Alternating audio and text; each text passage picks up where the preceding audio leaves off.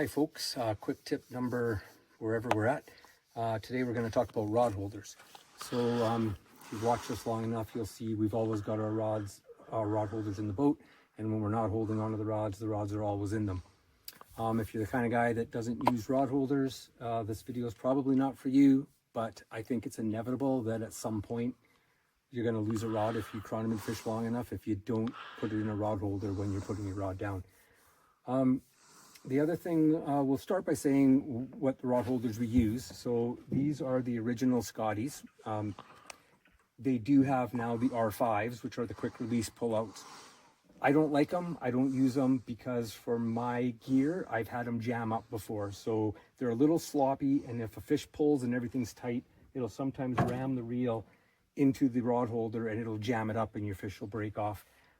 Also, when I've tried to set the hook out of them, the line sometimes gets wrapped around and you get jammed up. So not for me. If they work for you, that's great. That's fine and they'll work as well, but make sure you have a set.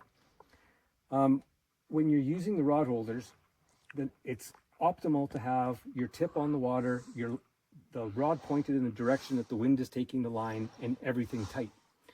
And you might be thinking to yourself, how do you accomplish that when the rod holders work on a cog system? So they're either locked in like this, or you loosen it up, turn it, and now it's like this. And that means your rod might be either too deep or too high out of the water. What I did many years ago is, if you take a look at that system, you'll see there's a washer in there. And that basically just keeps the cogs away from each other and turns the old system into just a friction system. So I've been using that just like that for about 20 years and it works just fine. Nowadays, Scotty makes some rubber discs that fit in there, and you don't have to tighten up the friction as much because it's rubber on rubber instead of plastic on metal. So highly recommended. You'll also probably notice that the tips that the rubber keeper used to be on have been shaved off. So fly lines will find anything that's in the boat, and I had enough experience with them wrapping around these little tabs here that I took mine off. So I want to just a little disclaimer. I do this. I've done it for many years. I've never ever had a situation where the rod even comes close to coming out. But if you're going to do it, just a little disclaimer, that's on you if you lose a rod. I don't want anybody to lose a rod because I'm telling you to cut off the tabs and don't use the rubber band. But I've never had any problems.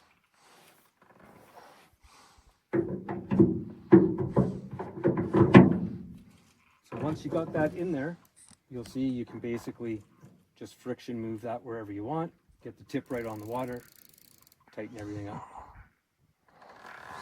Okay, last but not least, just a little bit more on how we use them.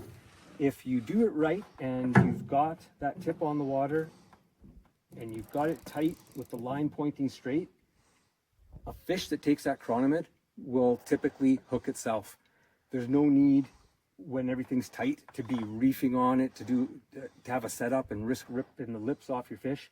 If everything's tight on your rod holder, and you've probably seen us do this, and when we're fishing, you've probably seen it happen, that fish will touch that thing. As soon as that pressure's there, it turns to go, and by it turning to go and your drag is set properly, it sets the hook and you're good to go. All you need to do is grab it, take it out of the holder, fish on.